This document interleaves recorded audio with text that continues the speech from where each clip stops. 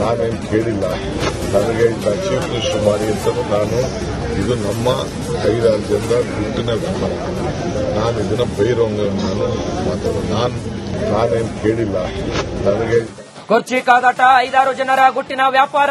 ಅವರು ಯಾರಂತ ಹೇಳಲ್ಲ. ಪವರ್ ಫೈಟ್ಗೆ ಡಿಕೆಶಿ ಮೆಗಾ ಟ್ವಿಸ್ಟ್.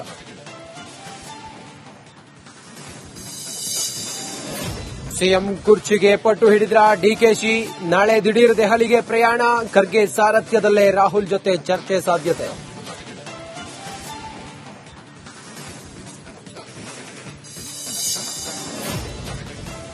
ದೆಹಲಿಯಲ್ಲಿ ಕುರ್ಚಿ ಕುರುಕ್ಷೇತ್ರಕ್ಕೆ ರಣರೋಚಕ ತಿರುವು.